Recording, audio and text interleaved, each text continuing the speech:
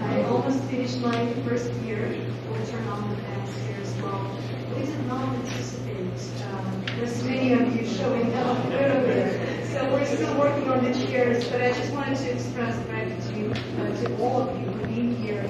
I'll introduce staff in a moment, but before I do that, I wanted to introduce Councilmember Ben Barrientos, who's here, representing District 2.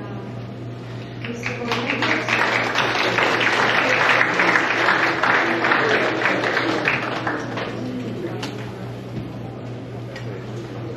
You know, I'm proud of you guys, ladies, for attending. This is one of the things I wish when I was campaigning that I do public matches or town hall on this side of the road. And I'm glad you showed up, so this way they can't say, well, they didn't show. You care, great. Just let's make sure we have the positive and come up with some good solutions and they have some good presentations to bring up to you. So thanks for coming.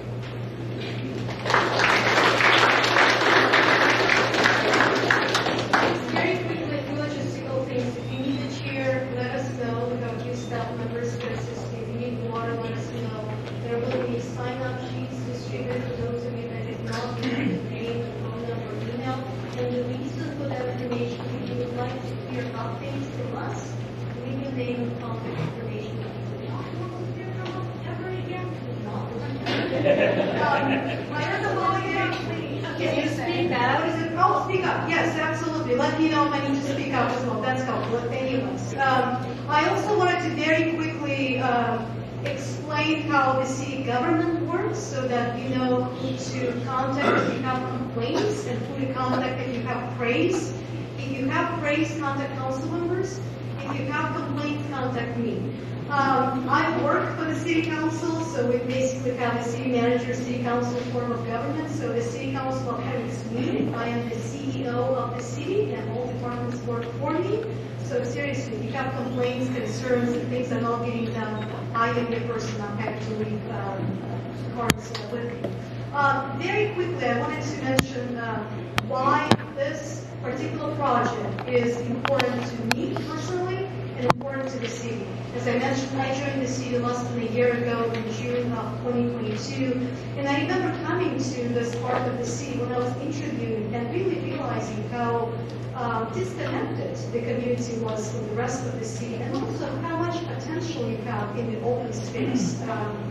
Being new to the city, I was asking questions, and I asked staff, well, what about that golf course that is now open space? And I was told that there is and was a master plan approved after an extensive public outreach back in 2017. And then what happened? Nothing. And the reason nothing happened is because there was no money. Because the master plan is so expensive. But you know what? We don't need to have the entire $30 million to improve this. So staff, and we have brilliant staff, Scott, Judy, many others, put our heads together and said, where do we have funding and how much do we have? And it is possible that, not much, but we may have $1 million or $2 million of funding that is shared by the city and the Parks District. We'll still have to figure out how much is available, but it's something. It's something to start improving that open space in sync and in agreement with the master plan that has already been approved. So we're not doing anything different. And I'll just explain what we're trying to do. So again, the idea here is to present to you what was previously approved, really at a high level. And most importantly, present to you what we're planning to do as phase 1 come, there will be additional phases, I promise you, as we identify additional funding. So bear with us, give us your comments on phase 1. Be patient, please, but also give us your comments. If there are things that we want to see in future phases, we want to hear from you. So with that, I'm going to turn it over to our Director of Public Works, Scott, to present the next one.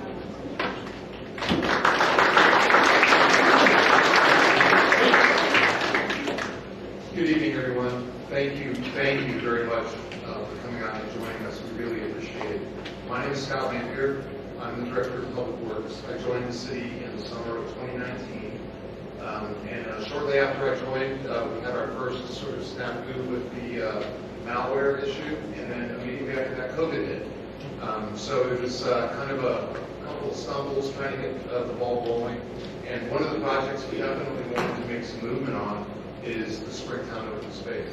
So a lot of the work predates my time here, but I'm sure most of you are very, very familiar with all of the effort and the work that went into putting the master plan together. Again, it was cooperation between LARPD and the city, lots of public input, and then it was finally adopted in 2017 by the city council. So we're not here to change that plan. I just want to make sure that that message is getting out. What we are here to do is to do our best at getting the first phase of some of the improvements moving forward. And so as Mariana said, there is some funding available, somewhere in the neighborhood of $1 million. That can change, that can increase or decrease. Cost of construction can change. So what we did is we brought back the original architect, RR Design, and asked them to help us out with some of the first phase improvements. And if you've been able to go online, how many people here, by a show of hands, have gone online and submitted a comment? So how many people here don't know how to go online to get that information? Okay, so please, after the talk, please come up and ask us. There's QR codes. We can give you the website. There's a lot of different ways we can get you that information. That's probably going to be the most comprehensive source of information at the moment. So again, what we're here trying to do is to give you the information on what the city is presenting as sort of the first phase take at what these improvements could be.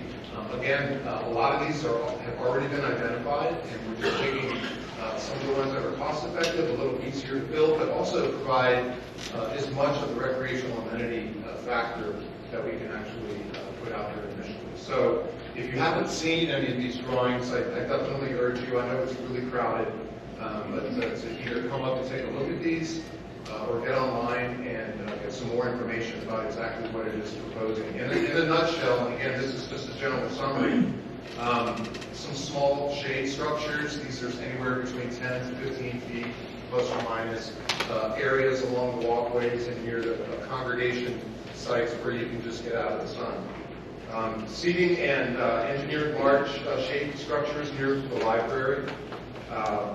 Picnic area. We have a multi-purpose field, which is just that. You can use it for whatever you want. Drought-tolerant gardens, community garden behind the library. And this would be something where you could cooperatively go and plant stuff and work with your neighbors on that. Some pickleball courts. How many people here play pickleball? Yeah, it's growing. So we've got some options there for you as well. An active play zone, and then in order to take advantage of the already existing golf structure, a frisbee disc golf course, which fits really nicely into the terrain because it's essentially already set up for that type of activity. It's a fun sport. I used to play it in college, and it's generally safer than golf because you don't have a really hard ball traveling at high rate of speed. But it is fun and a very engaging sport, and it takes, like we said, it's an efficient way to take advantage of the amenities that are already out there. We get questions in just one second. So again, we have, and those essentially total up to around $1 million. Again, these are planning level estimates. When we actually get construction costs, what we're going to do is come back and present this both to LARPD, who will be helping the city. What we're doing right now is entering conversations about seeing if we can have a cooperative agreement with them managing some of the sign-up process. So you can sign up online, get into the pickleball court, reserve an area, or whatnot. So that is something we're working on. It would be a joint effort between LARPD and the city. And then, and we do have Matt Boozy here from LARPD to answer any questions. Thank you, Matt, for joining us. We also have a representative from RM Architects here as well to answer any questions. So those are generally the improvements. What we're going to do from this point moving forward is take all of your input. We've got a lot of forms that are coming back online that give us a lot of good information that we're collecting this evening, further information that we may get in subsequent weeks or months. At some point, though, we got to kind of cut it off and say, okay, this is as good as we're going to get for now, and then we're going to start to build. And we'd like to start doing that, hopefully this year. That would be the best scenario where we will actually see some construction activity, whether it be minor, depending again on a lot of the factors that go into getting this built. The intention, as Marianne had mentioned, is to get this rolling soon. So we're not talking about 10 years, we're talking within the next year or two. Hopefully, we can get at least what we see in this first phase done. And then you've got a usable area around this previous golf course that everybody can use. Ultimately, long term, there are still other larger amenities that are in the master plan that we would like to present. And I think that in future years and future councils and future residents, we can all work together and see what makes sense down the road. But for now, here this evening, what we're trying to do is make sure that you're comfortable with what the city is looking at, what staff has looked at, what the city leadership is going to take a look at, and say, yeah, this looks okay. And then we'll get started with that and start building. So, in a nutshell, that's it. I didn't want to spend a lot of time talking. What I would like to do is open it up to questions. I know some information. We have experts here that know a lot of information. So what I think we're going to do, we have microphones available for folks if you like roaming around. It's like the Price is Right. So we did have a question right here. It's a quick one. I just want to see who was here for disc golf.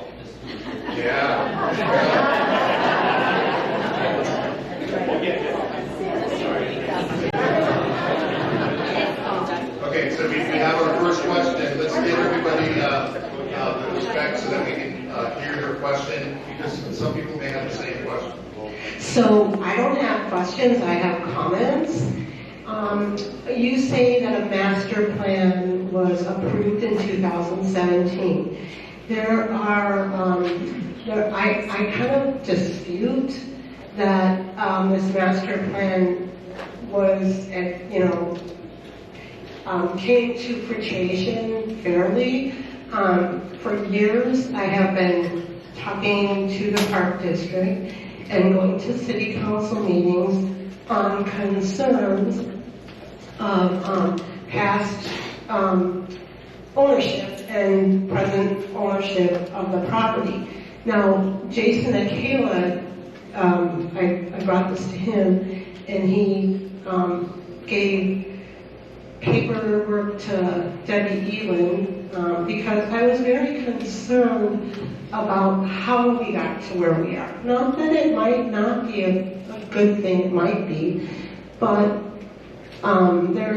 there are issues that have occurred that were very disrespectful to people who are trying to input given the facts of the land ownership. Now, I'm not saying stop what you're doing, but I'm saying I'm really unhappy with how Livermore City turned its head and discounted honest questions for honest input about the land ownership and that moving forward. Given that I am one person, and I have, tried really hard, I'm not going to say this is a bad thing, but how we got to this 2017 master plan was not fair. And we need to address that. There are concerns on that. And I would appreciate everybody's thought process to consider that. I don't want to get into anything personal. But let's talk what you have brought up, and we need to address that. We need to be fair. Thank you. Thank you very much for your input. So unfortunately, at this point tonight, we can't undo what council did in 2017. You do. Absolutely. And so what I would encourage you to do is come to the city. I go to every meeting I can. I spend a lot of time on it, getting depth here. It's really unfair. If you look up my name, not to the top, back to the written correspondence from the park manager.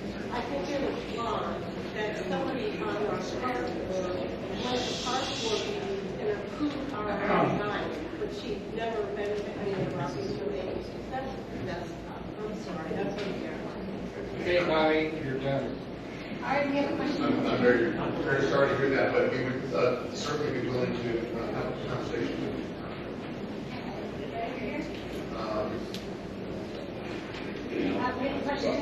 Oh, okay, I'm sorry. Yes, go ahead. Hi, my name is Aaron Carba. I'm a local business owner serving Contra Costa County and parts of Alameda County. And I am also an ambassador for the sport of disc golf for MVP Disc Sports. And I actually came out tonight for anybody who has any questions about the sport, what it involves. It is the fastest growing sport in the world right now. With North America actually has more disc golf courses than ball golf courses. There's more disc golf courses than baseball fields in North America now. And bringing something like that to Livermore on a larger scale than the 9-hole course that's currently available has an opportunity of bringing in tournaments, which bring in more players from out of town, which then bring Airbnb usage, restaurant usage, buying gas, etc. And it's also a sport for people of all ages and basically anybody. I take my 12, 9, and 6-year-old kids out with me every single Sunday. So yeah, if any of you have any questions about disc golf, what it entails, how much is it going to cost, or anything like that, I can probably, with my manufacturer, put together an 18-hole disc golf course for around $20,000. So if anybody has any questions, please, I'll be here all night. You can feel free to just come up to me and ask me anything. Thank you. Thank you very much. Really appreciate the resource. Okay, I think this person, we'll get to everybody. Hi, my name is Jason Kane. I've been active with golf before it was eliminated. I care more about the present than the future. Golf courses are great neighbors because they cut the grass before it goes to seed. I walked past the sign that the city put up on Bluebell talking about the problems with coyotes. You created the problem. You let the grasses and weeds go to seed, which means the rodents explode, and now you have predators. You created the problem. You really have been cutting on you to cut the old golf course before it goes to seed.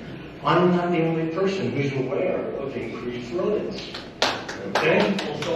I also think you should have stopped the last gentleman from talking. It was an ad. He wasn't offering local input. It was an ad, and that offended me.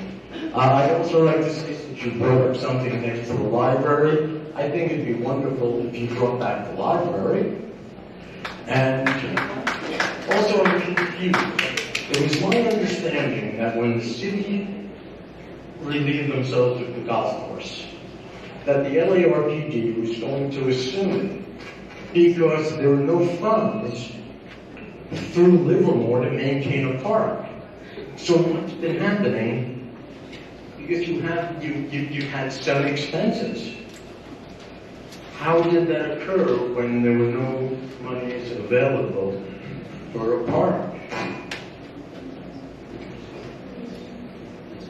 The city maintains a portion of the golf course to the extent that we can. Again, there isn't a lot of excess revenue. I'm just curious because supposedly as we went through this long process of getting approved, of course, there was no funds that were allowed to be allocated by the city to maintain a park, which it is now. These things confuse me. I'm easily confused. Yeah, I will definitely investigate that and make sure that everything is being done in accordance with law. Sir, we can't hear you. I'm sorry. We can hear Jason, but we can't hear you. Hi, my name is Todd Matz. I'm a resident, long-term. Question I have is that should we be concerned, since there's limited funding for these different phases that we're going to be going through, that Livermore has a plan or is contemplating of selling some land off to make money that we have to worry about future residents? I see you shaking your head, but I don't believe it because this is prime land. And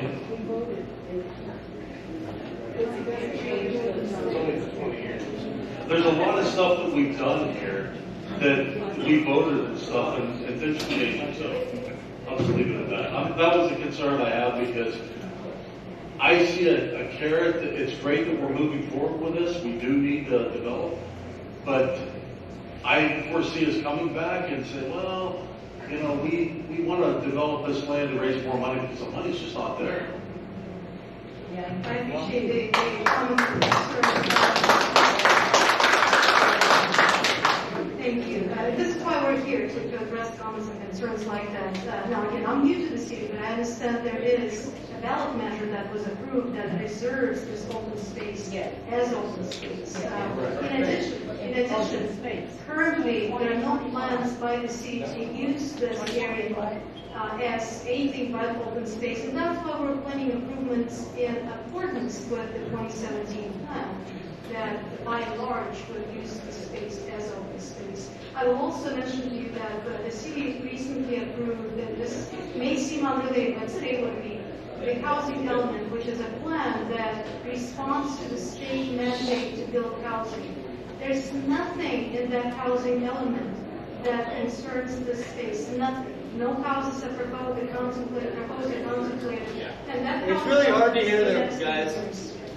Yeah, turn up the volume. Okay, you can't hear me? You couldn't hear me? We'll try to speak up with you.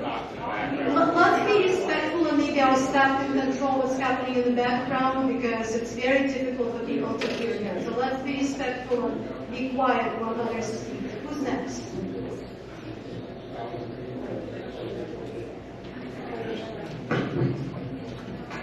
Yes, hi. First of all, my name is Lynn Shessel, and I've been a resident for about 22 years in Livermore. Excuse me, one conversation, please. And I'd like to say at this point, I'm not opposed to what you've decided to do with the area.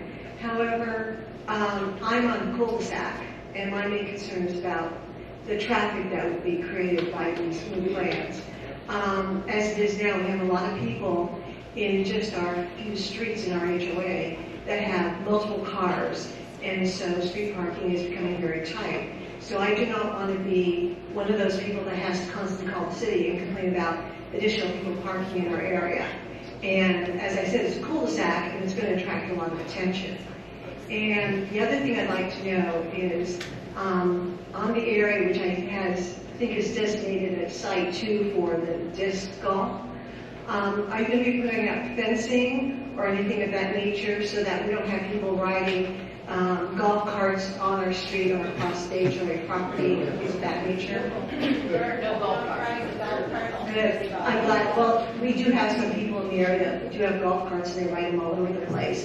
And they do go across our land, which you're not supposed to do, and your land, by the way. So I just want to make sure that those issues would be addressed because there are a lot of HOAs in the area, and we're all going to be impacted by the new traffic that will be created by the people coming.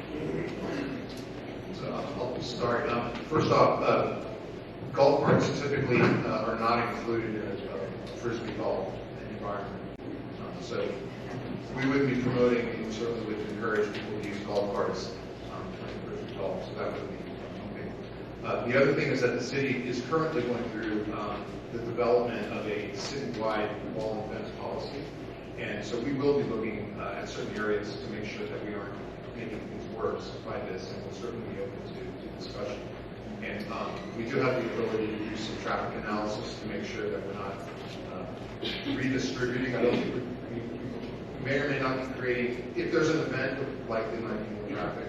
But on a daily basis, a lot of people that will be using it are you guys, right? And people in Livermore. So it may not create more traffic, but it might divert traffic. And that's certainly worth some analysis. And we have the ability to do that level of traffic. Yes, just a simple question that the pickleball players will appreciate. I see on your plan you have two options. Has a study been done for sound on both options? I don't want you walking into the same situation that they have in Walnut Creek right now with their existing courts, and the neighborhood is going berserk. So they offer to move them, and then the next neighborhood says, no, we don't want it. So has the sound test been done? We have not conducted a noise study now. We will certainly make sure that gets addressed. Interestingly enough, in a separate conversation last night, someone told me how loud pickleball courts are. So yes, thank you. That comment is noted, and we will definitely address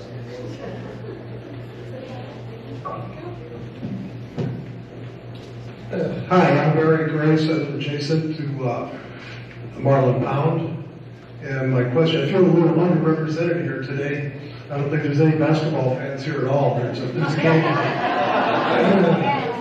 So I know we got pickleball and I know we got frisbee golf and all that, but my concern is that we got a basketball court that we haven't been able to maintain for 20 years. It's the most ghetto basketball court anywhere. It's got the double thick rim. We don't have a lot of guys hanging on the rim, you know. It's got the old backboard that's all peeling off. The surface is terrible. I'd like to know, is there a future for that? I see there's a possibility of maybe 2 pickleball courts. Are we going to maintain the basketball court that we've had?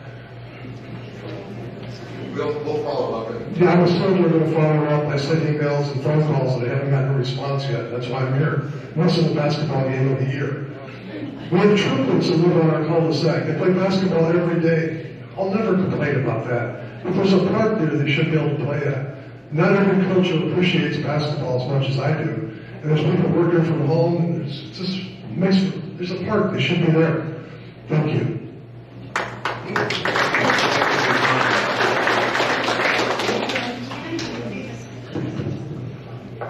And just so everybody knows here, every comment that is being spoken and received tonight is being documented. So if you speak up, thank you very much. It will be noted and we will follow up with the appropriate level of analysis. I want to say thank you for moving forward on this. I am very encouraged that you are not planning to make dramatic changes. That's very encouraging. So praise for your work. And I want to double check. It looks to me on the new drawing like one of the pickleball proposals may be in the Marlintown Park. And if it is, that is a change because that was not being developed before, and I think that needs to be discussed in terms of traffic and noise. Thank you very much for that. Again, what we're presenting to you this evening is sort of our first take, and we can certainly make modifications to either the selection of those or the location of those sports. Will you be selecting this and approving this tonight? Or is this No, we're not making any decisions this evening. We're just asking for your input.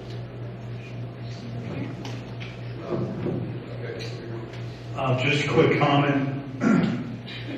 First of all, I appreciate you guys coming out and having this meeting and getting some feedback from the community. It's great to see the turnout.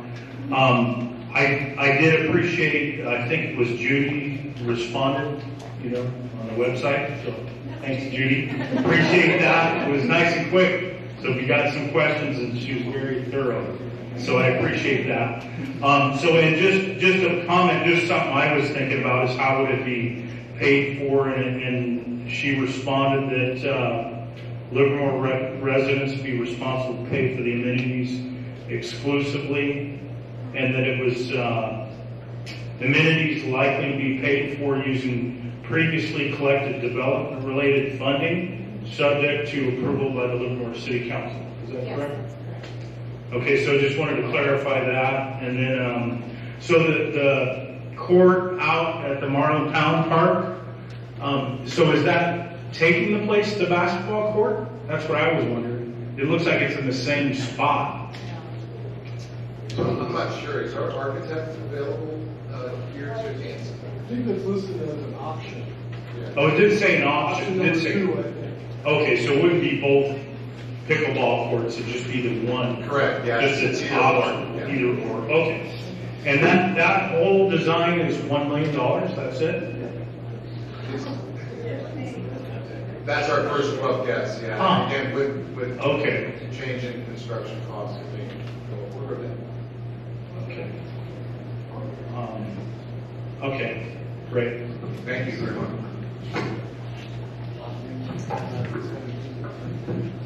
Hi, I'm Deb Heller. Lived here for over 20 years now. One thing that we'd like to see, and I don't know if anybody's brought this up, but we'd like a community garden. You know, something like where the old putting green is. It's irrigated, everything's already there. It's covered with weeds and such. So awesome. Yeah, I didn't see that picture. So, I just say that though, I wanted to bring it out because there are a lot of seniors. We have some senior living areas over here, and they have some gardening, but I know that there's a lot of interest in something more. Thank you. Yeah, there is a community garden plan. Thank you.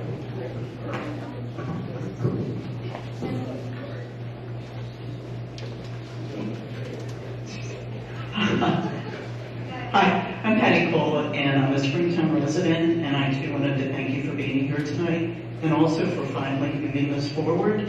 Very excited. I also wanted to thank the city for, which probably a lot of folks don't know here, doing the Arbor Day planting, tree planting in this open space, which they started doing, this is the 3rd year. So thanks for that. My question in relationship to the plan is, I didn't see any reference to the trail improvements. Is that being seen for the future phases? It would be a future phase, and comprehensively all of the trailers would take a look at and try to improve. But it's the balance of trying to get as much as we can now. And although I'm sure the trails could use some improvement, I know areas get real wet and real late. I guess I was just hoping that the trail improvement could be part of each phase instead of one big project, because the whole thing is very difficult to use at certain times of the year. We can certainly take a look at that. Great, thank you. If it looks like that makes sense.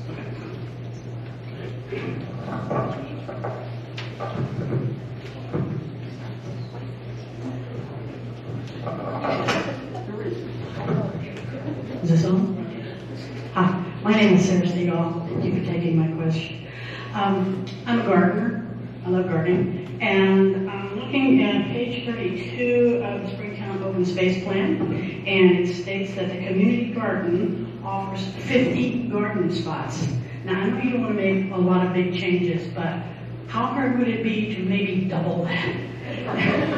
And I have numbers to back this up. If you go down to Robert Livermore Community Gardens and sign up for a plot, I'm number 36 on that list. There's 35 people ahead of me who would love to have a community garden plot. And some of the people at the top of that list have been there for a decade. I mean, you basically have to die and pass on. You have to inherit a plot, So my request is, can we consider increasing the number of community garden plots here? My second, and this is not a question, it's a request, when you guys start making these changes, can we have a groundbreaking day? Absolutely. All right, I'll bring the champagne.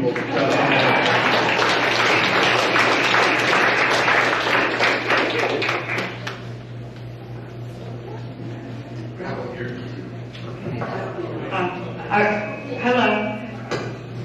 Over to the right. Oh, okay. Sorry, you're left. Hi. The question that I have, and I've been in Livermore now for 20-some years and came from Pleasanton over to Livermore before it was developed into this huge mega city, as what I'm looking at it, versus the small town. And I want to keep that small town, feeling. But my concern came up when he was mentioning the basketball court. Here we've had a basketball court for how long that we cannot maintain, and yet we have funds in this funding to actually do something about it, and it's not been done. So now we're coming up with this massive, beautiful plan, and I like it. It's not a problem with that, other than traffic, which is my concern, because I live right next to the golf course. But what is the plan? Is there a budget? Is there a financial number that we can see that's going to say, hey, no matter what the ups and downs are in our life, we have this budgeted to maintain this. It's not going to go, the pickleball court, if that's what we go with, or, to maintain, if we go with frisbee, whatever we do, it's not going to look like something like our poor little basketball court on Marlin Park, how many years later, and now we have this huge development that looks like that basketball court. Yes, with our estimates. So that was one of the things that we required ourselves to do initially, was to make sure that we're not going to build something we can't maintain.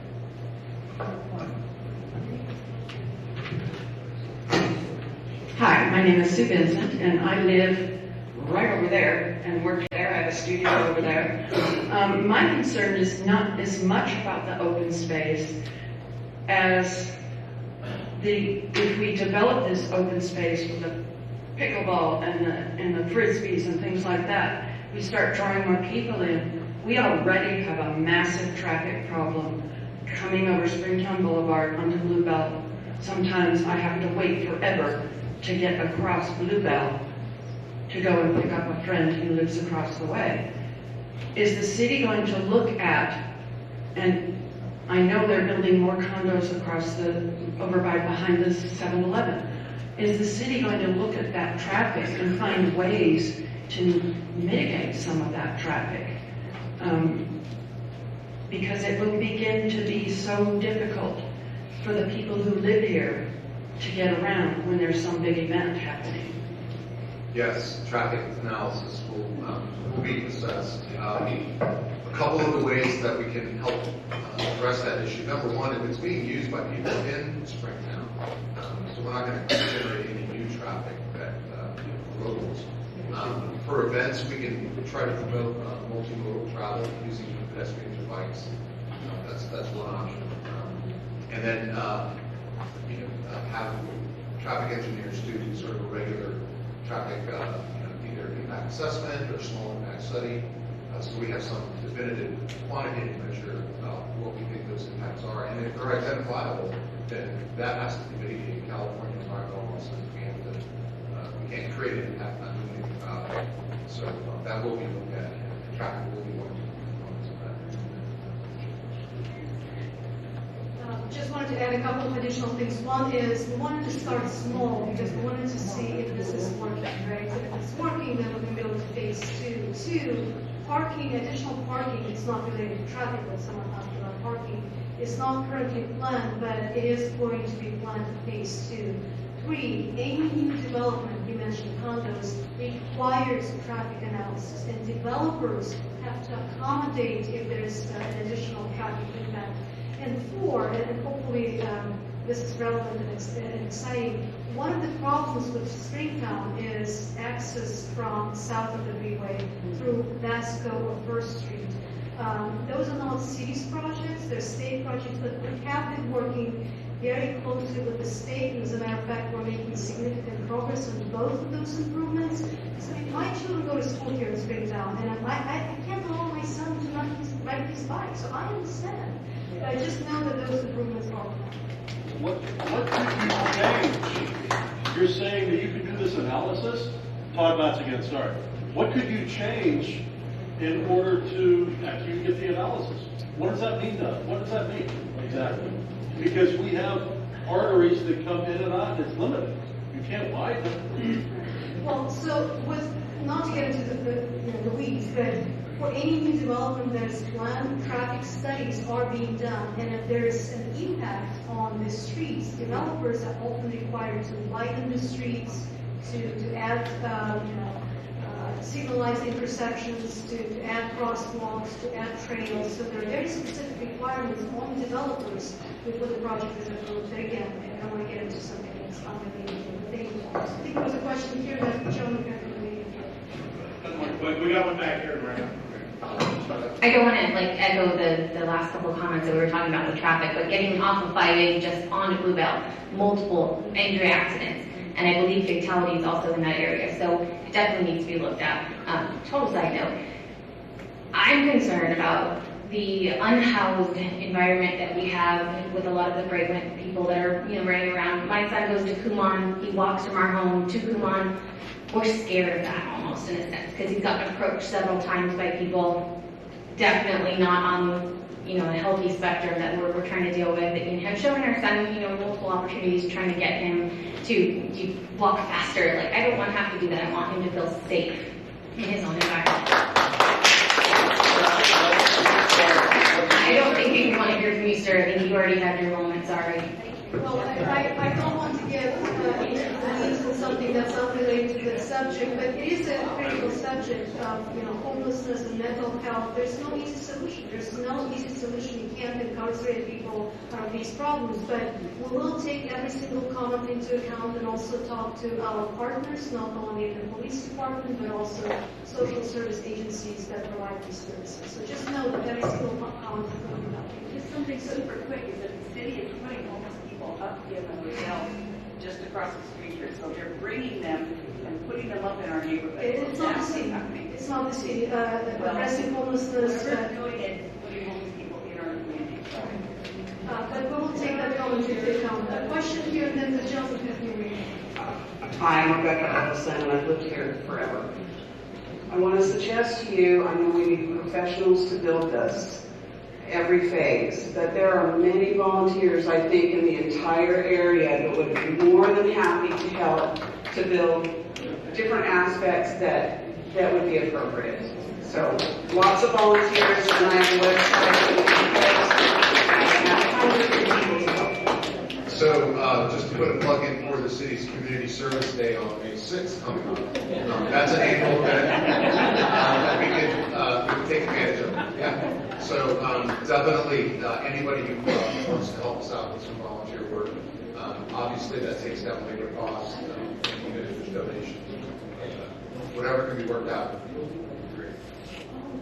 And I would like to remind folks that we could be here all night talking about the city's issues in general. I'd like to try to keep things focused on what we're proposing and the comments that we're getting that are specific to that. It would be very helpful for everyone else. Hi, my name is Bob DeLisa. I've had a home here in Springtown since 1983 on the 9th Fairway. I have found that while it wasn't a golf community, and even now that it's not, that the stewards of the neighborhood have been the people who walk the fairways. They make commitments to be out there for a period of time. I think protection of the trails and giving that a priority is very important. And and I look at the things that we're building. I hope that the people that want community gardens get the same attention as those people that want to do frisbee golf, because frisbee golf is a much more organized effort. They show up at these meetings in fours, they knock on your door. Community gardeners don't. But the two groups should get the same kinds of attention. I think that's very important. One other thing, people talk about maintenance. That's a real problem. I want to make sure that if you build things, you can maintain them. I get concerned when I see big shade structures being built. They look like places for homeless encampments. And it's really hard to undo that if it happens. So I want you to be conscious of that in your urban design, that you don't design things that we can't take care of and that we can't have available for us as day use, and they're not nighttime problems for those of us living on the fairway. Absolutely. Thank you very much.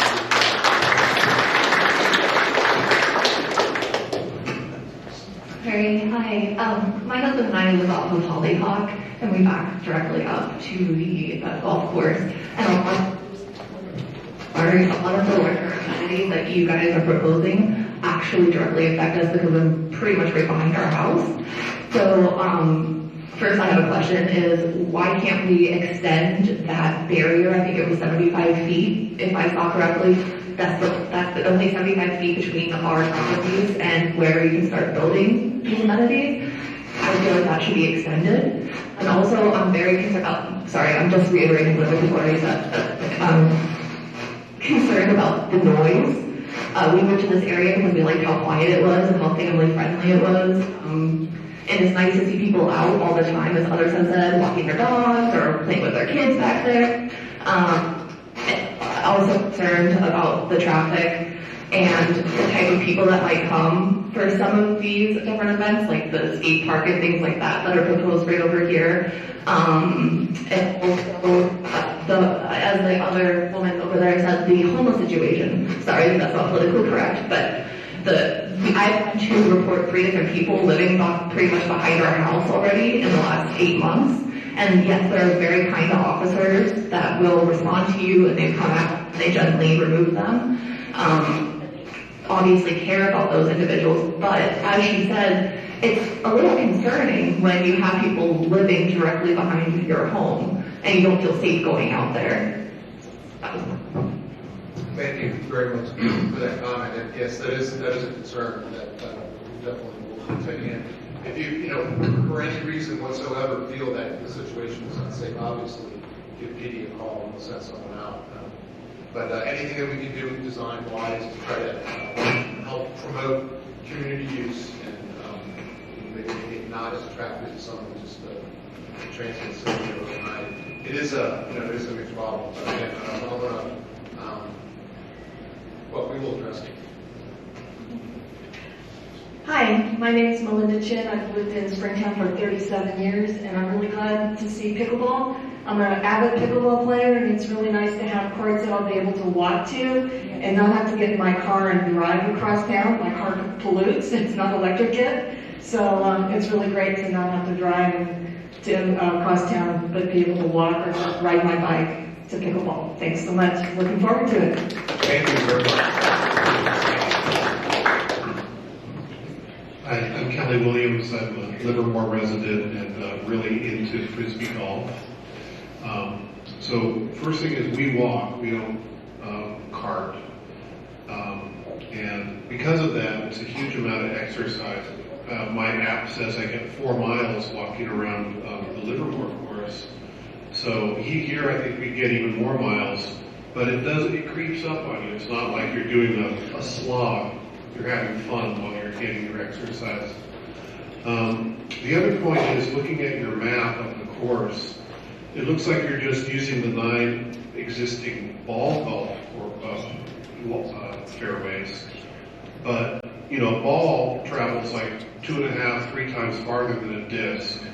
So this is an opportunity to have an 18-hole course, the first one in the town. So that would be, I think it's better to divide them up. Okay. Thank you for that comment. Definitely.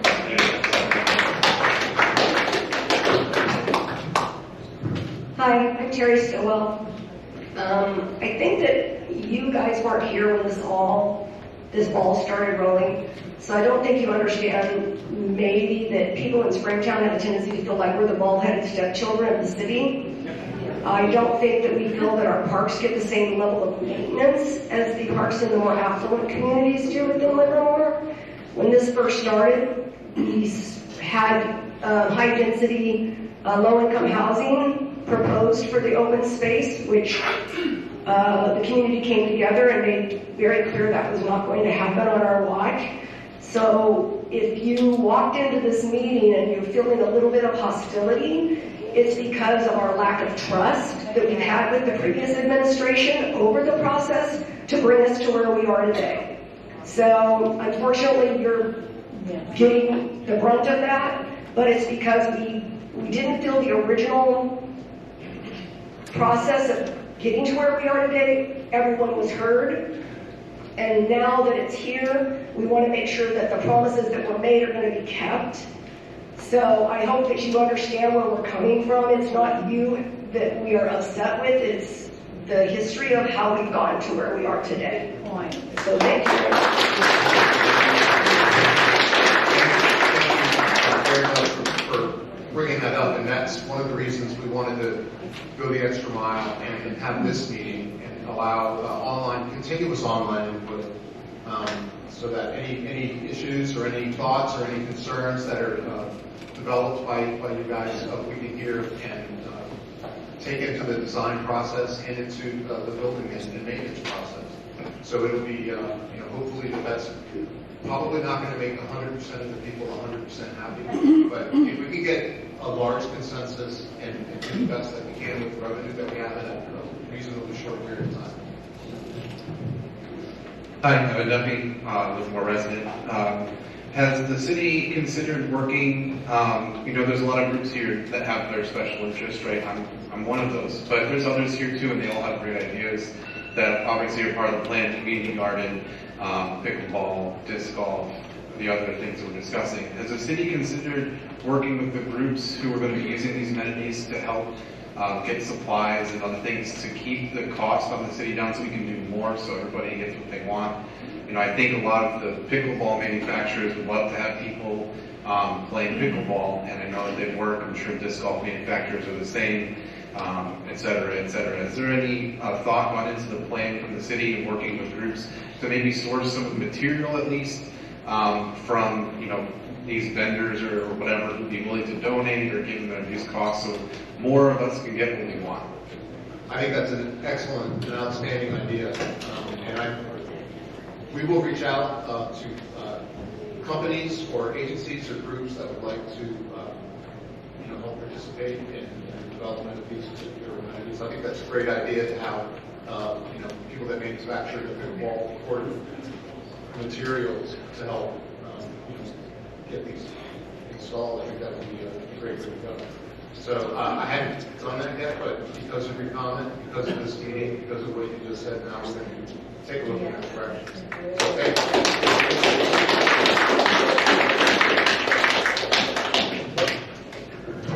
Hi, I'm Mel Chong here.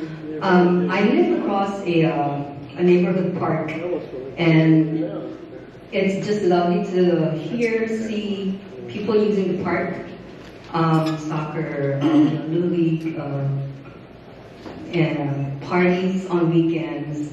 And I think the more we use this park, the more neighborly we can get. A couple of weeks ago, there was a middle school age boy that came to my house knocking. I forgot a water bottle and asked for water. And so, I think, just thank you, Marianne and Scott, for continuing this conversation. The whole point of this is being neighborly, being a community, so let's do that.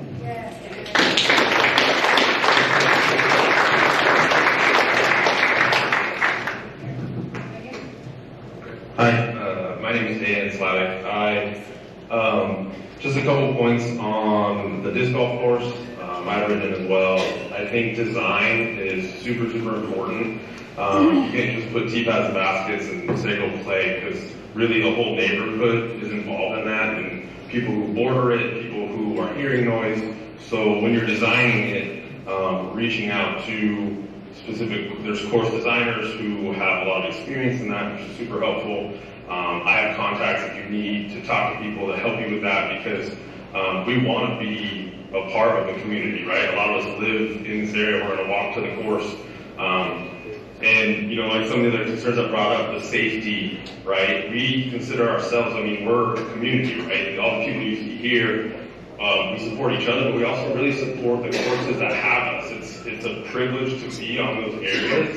And when we're there, we're picking up trash, we're monitoring the homeless situation. At our other course, we're constantly calling the non-emergency line saying, hey, this is going on, please keep an eye on this. Because we know that's important not just for us, but for the neighborhood as well.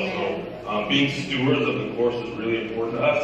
And if we are allowed to come in here, that is what we intend to do. So it's a privilege to be able to have a something like this, and if it's a well-designed 18-hole course, it's going to really benefit everybody involved. So thank you.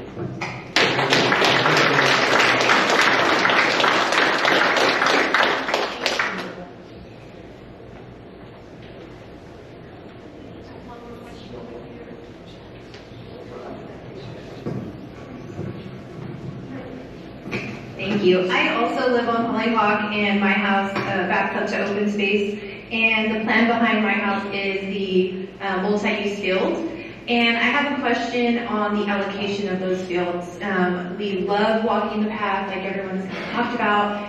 And my concern is noise and also tournaments. I think that the improvements are fantastic. I'm excited to see this happening. But without parking being in the first phase, I'm concerned that the fields are going to get allocated really quickly. I know there's high demand for sports.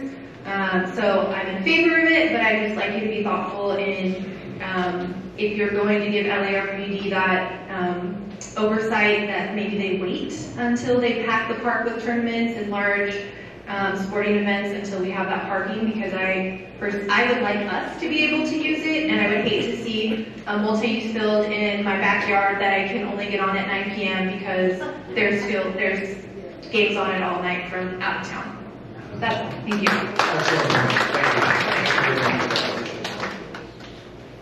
Yeah, my name is Richard, and I live off of the first fairway. It backs up my home backs up to the first fairway. I like the idea of the open space, and you know, I've used the first fairway over the last few years. I taught my daughter how to ride her bicycle without training wheels, on the first fairway trail. We use the other parks around here for birthday parties and things like that for our kids. And one of the things that we had our biggest challenge with, and whether it's the Marvin Mountain Park or the other park that's there in Springtown, is public restrooms. And anytime we have events, and we're talking about having things like the frisbee golf. I used to golf there all the time, walking the golf course, no place to use the restroom. We used to have porta potties out there and things like that, at least for the golfers. I didn't see a lot in the plans, but I think that's one of the things. I know there are challenges with maintaining public restrooms. We talked about some of the things with homeless, but I hope they're taking into consideration things like that would make these parks more useful. Whether it's here or in other parts of the city where other parks exist, because we had to, during the birthday party, we had to cart people over to our house from Maryland Park so that they could use the restroom in between during the event. Absolutely. Thank you very much for that comment.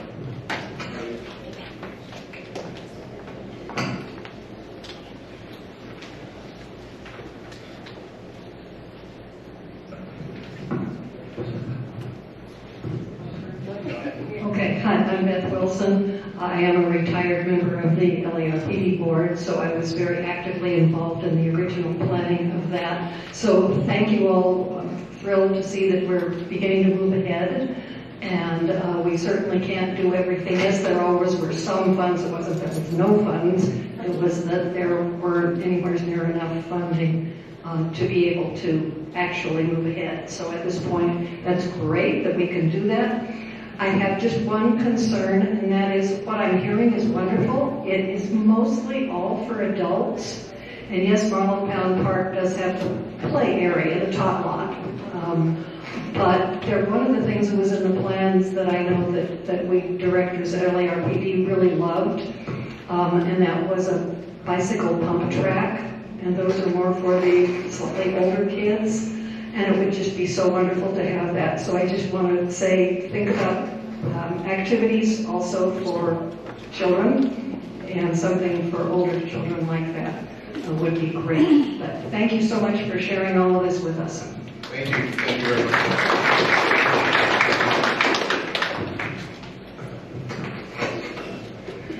Hi, my name is Trevor. I was raised here in Springtown, and I moved back here with my children.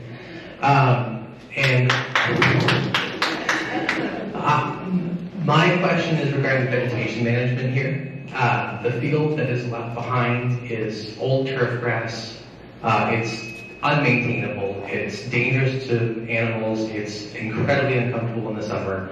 And I just want to know if there is a plan to do anything about that. And perhaps this is a disc golf related question at this point. I don't know if those have maintained turf or not. But removing the foxtails and other plants and replacing it with more drought tolerant plants, or working with one of the native plant societies on a vegetation management plan, is something that I'd like to know if you're working on. We'll definitely take a look at vegetative plantings as well as maintenance, and make sure that that's a consideration. Thank you for your comment. Right over here. Good evening, everybody. Mike Stroud, 10-year resident on the Lilac. Apologize if the discussion's already been announced. It's disc golf a paid play sport? No. Free. Okay, so that's it. Basically, all of this would be hosted and paid for by the residents in this room, and not by the players. There's no money. So typically with most courses that go in, the local disc golf community will get together and hold fundraisers that can help pay for baskets. They can also reach out to any contractors within the disc golf community because donation of materials can be a tax write-off for that contractor. So let's say if I'm putting in a course and I need 500 bags of concrete for tee pads and for post holes, I can find 5 contractors that each want to donate 100 bags of concrete. That takes it completely off of the community. That at that point it then becomes more of, okay, maintenance of the grasses, which is more of that's something that's a concern over everyone, right? For whatever you do with the land, you want the vegetation to go down. But now that disc golf is there, now there's a community that's saying, hey, city, we want you to mow, this many times a year. But there's zero. I mean, I can put together a course for 20 grand and have it zero cost to a city. So zero taxpayers. So heck, I'm looking at a bunch of people right now that would do it themselves, but we can't. We're not allowed to. So okay, thank you everybody. Really appreciate everyone's input and information. The intention again this evening is just to give you the information that the city's proposing, and we can always make updates and take in additional information. Yes. Hi, my name is George Reel. I've been out here for a bit. When I look at this, I don't see the complete picture. And I think that would be a big asset. And I think nothing more than a overhead snapshot by somebody's balloon or anybody else's balloon or an aircraft or such. And showing how a lot of this integrates into what's already out here, which you really don't see now. Up here on the existing pond, my grandson thought I found black bass out there until the drought got to it. So there's something for kids. Up in the northeast corner, there that coincides with the bike skills course, except we have some industrious young folks that have gone out there with shovels and rakes and everything and created quite a obstacle course, or whatever you want to call it, daredevils, motocross, and the kids love it. We have the kids from up there in Proud Country, where Marlin Town Park is, but it really doesn't show the whole part of that area, because there is a path that leads, and it all interconnects with this, where the kids walk to school on the very far back side. And if people actually saw that, I think it would put a lot of stuff to rest. I am a Presbyterian. My soul's on the roof when I can't get it down. And I know how that goes, because I had a couple of things taken out when I lived on Heather Lane. They're called golf balls, so I can only imagine when Frisbee hits your roof and you get a knock on the door. But again, all I would say is an overhead snapshot integrating the whole, probably the whole north end Livermore would be a big help, and how this other integrates into it. Thank you very much. Yeah, we can easily expand the area, study area that we're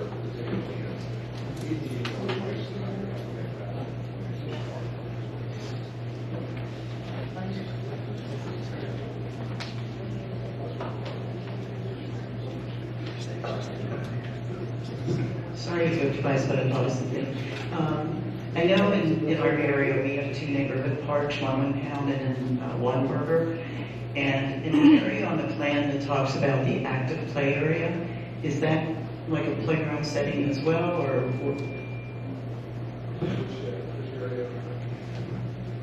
Active play zone? Yeah, the active play zone, which is where a lot of the activity in the lower left side of the map. the multi-purpose field, is that? No, closer to Larkspur.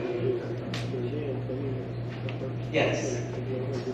Now, I wasn't sure exactly what was envisioned as the active play area, but the one thing I was going to say that, again, considering that we already had two playgrounds nearby, if that was kind of the direction that was going, if we could do something unique in there instead of a standard playground, like animals to climb on or an archaeology play field. But anyway, I just wanted to put that in. And then the vegetation comment is a huge deal. It really is. And I'm sure you already know this, but I'm going to throw it in anyway. The Alameda County Resource Conservation District can be a great resource for having that sort of thing. So just to throw that out. Thank you. Thank you. Thank you very much.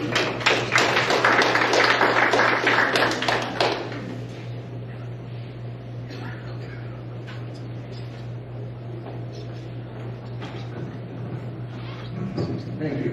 Hey, this is for, not just a comment for the city, but for the residents out here. So I've been out there since the mid-80s. I've seen a lot of changes out here.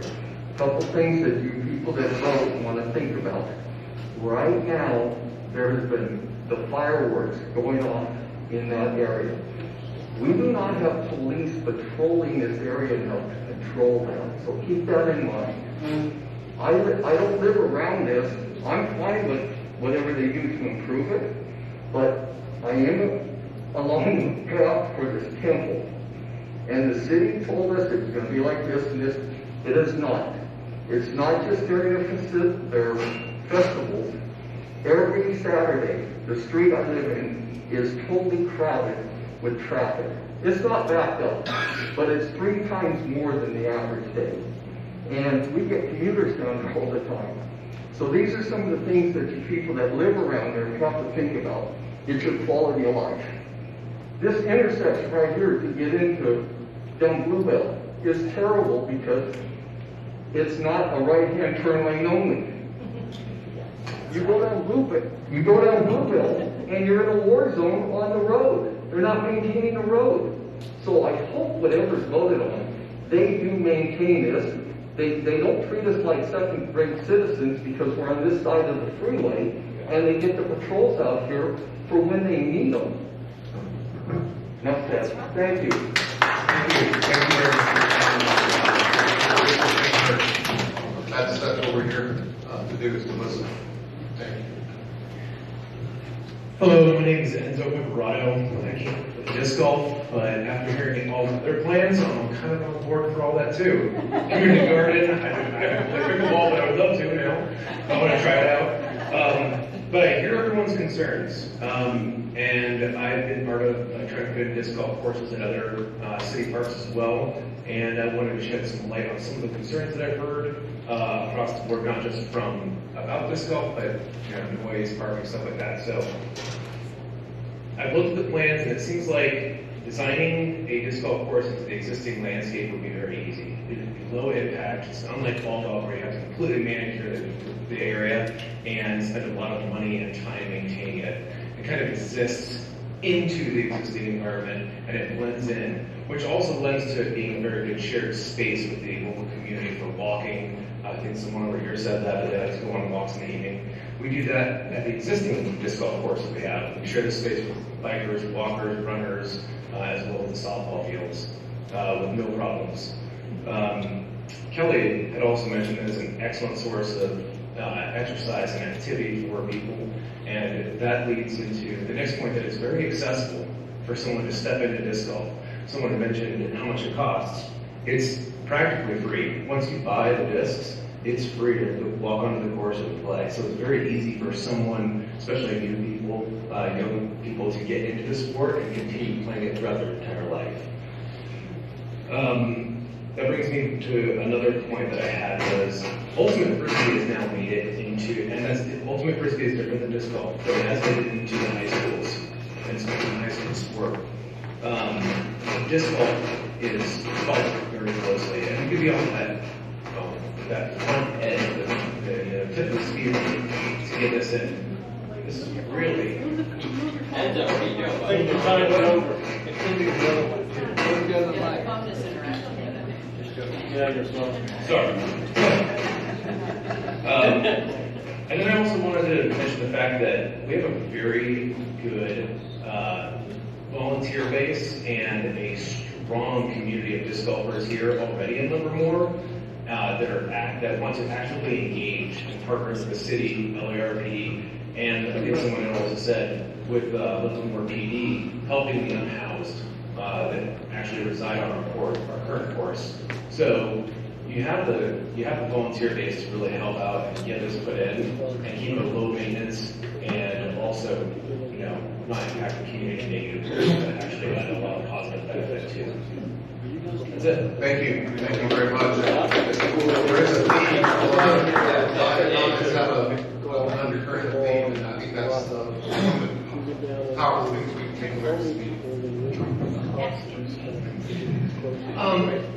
My wife and I, Abby, and I'm Ken. We've lived here a long time. All the comments about the golf course are really great. I love playing, but once again, everybody in Springtown wants you to remember us. Don't forget us. You're doing all these. We want a community. The sign down the street says we are a caring community, but yet someone has replaced that sign 4 times, not the city. So I'm sorry, I'm just emotional about all this. Just remember us, okay, guys? It's really great. I like it, but we're here forever. So thank you. Thank you very much.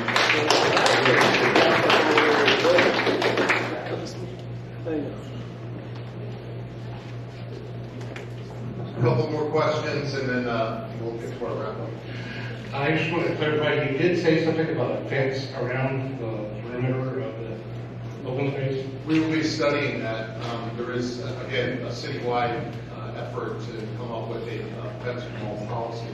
And as a part of that, we're taking a look at, talking to property owners, coming up with ideas on whether to put a fence in, what kind of fence, what the design would be like, where it would go. So we don't have any of that resolved yet, but fencing issues will be a part of this. And there will be opportunities for everybody to, again, particularly the ones that might have, property that backs up right on paper. I, for one of those that backs up. Sure. And we would hate it if you guys built an 8-foot solid fence that we couldn't look out, see-through fence type of thing. That's what we want to do, is get that kind of input and make it, informed decision.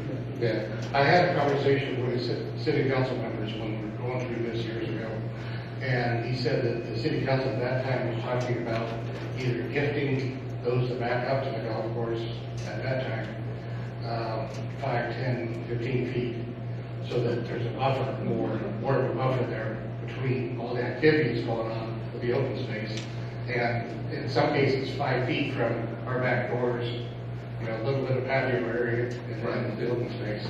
So, or sell it at a reasonable price or whatever. Good luck with that, but. And again, the reason we're out here tonight is to say this is what we're thinking. Right. We're taking all of your information. So Thank you. If this golf does end up being the thing that goes in, a lot of these issues will get local action on there. I want to follow up with what he said. I live on the golf course. The city wants to build all this stuff. I want a fence in my backyard so I don't have the vagrants and the homeless coming in. But the city doesn't want to do anything about it. Okay, he doesn't want to install a wall, but I like a sound wall in my backyard. Are you going to pay for it? And I figured approximately $500,000 would fence all our properties in. But I think we, as living on the golf course, should have a vote on what fence goes up, period. Again, I want to stress that anything that we do here, we have to be able to apply somewhere else in the city. We can't do something here and not do it anywhere else. Vice versa as well. So if there is a decision on whether or not the city may contribute towards, perhaps build, perhaps not, work together with others, come up with a solution. Not going to figure that out tonight. Okay, what we're here tonight is trying to, do you want this golf? That's like the big question. And then when we go down that road, is there going to be a way to address your concerns about, the houses bashing up onto the field? Can I see a show of hands, like how many people are from Springtown here? How many people what? Are from Springtown? 32 years. 45. Okay, a couple more questions and then we'll call it.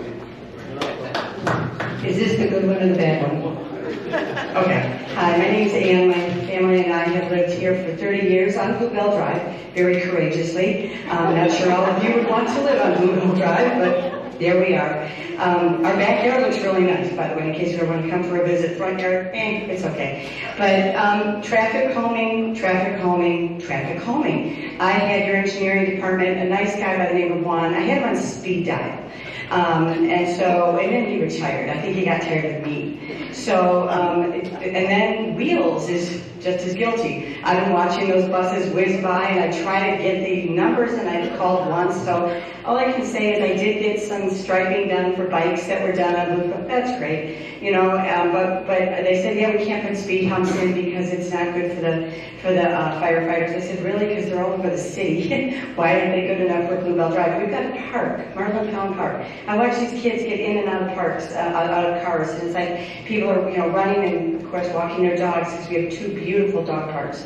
Thank you very much on Marlin at the park. So my message is, all of this is fabulous.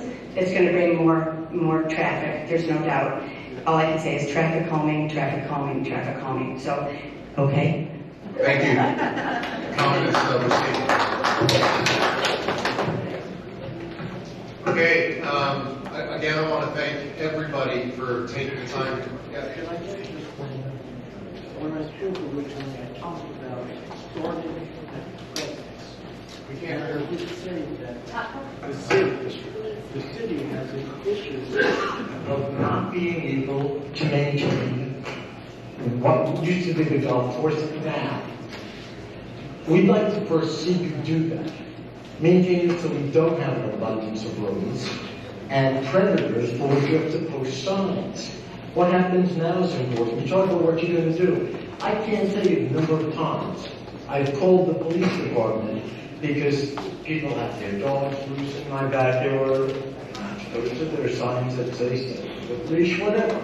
No motorized vehicles, they see them all the time. I have never seen a response from a complaint from me, ever. And believe me, people that know me know I complain a lot.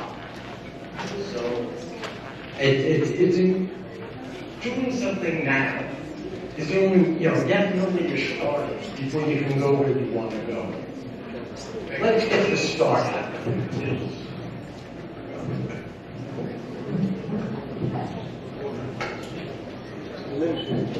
Well, one of the things, I'm not sure, I'm positive, not going to read the story. There's been one little cluster, maybe 100 homes with Neil, that I didn't get to. But I did come to every house. If you didn't see me personally, I put a flyer in. And the thing that I got a lot from you is, yes, we were neglected, and Mariana knows that. And she's gonna follow through on the things we're saying here. And the other thing I heard is, everybody said, well, maybe we can get together as a community and do some of this. And most people said yes, they were ready with their shovels or whatever needs to be done. I think that's the community. So I'm proud of you guys.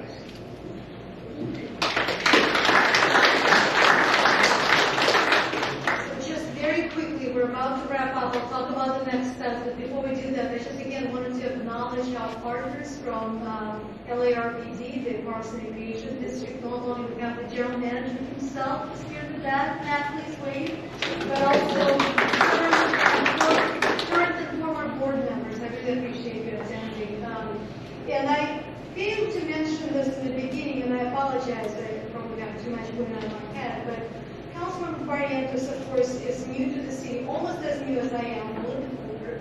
But I remember meeting with him when he was elected, and we sat down and he said, you know, I knocked on every single door, I visited every single residence, and what I heard a lot, he mentioned a lot of things, but one of the things that he mentioned to me was the local space. And he says, what are we going to do about it? And I said, well, it's interesting that we brought that up because we have a plan. So I wanted to acknowledge his efforts on a daily basis, literally, to remind us in the city the significance of Springtown, the district that he represents. But I also will mention that his colleagues on council, he has 4 of them, are all in agreement that something needs to be done about the open space and some more things need to be done about Springtown, whether it's roads or homelessness issue or traffic warning. So I just wanted to leave the meeting on that note and for you to be aware that we're hearing you, we're with you. We're not only here today to take your comments, but we'll continue listening to you directly as well as for your council members. So next steps, we're taking your comments.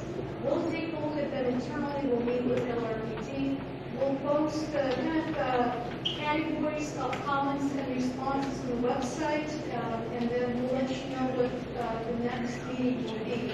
And again, what we envision is a meeting with the city council, most likely a meeting with LRPT board, to really bring forward the budget and the timeline. And we intend to move forward there. So thank you so much for being here. Perhaps are there any additional questions? Yeah, one comment is that along with the gentleman that said about Livermore, the city of Livermore isn't showing enough presence here. Right now you're saying that, well, we're going to do this and we are going to show more presence. Well, I agree with him by saying, hey, step up to the plate right now. Make yourself known. You know, show a difference and stuff. I mean, we're not seeing it. And again, we've taken your comments. We're going to sit down and take a look at every single comment. Some of those comments include departments other than public works. We have the police department, we have our TL partner. So I promise you every single comment is going to be looked into and we'll both respond to those. Really appreciate you attending. Thank you so much for caring.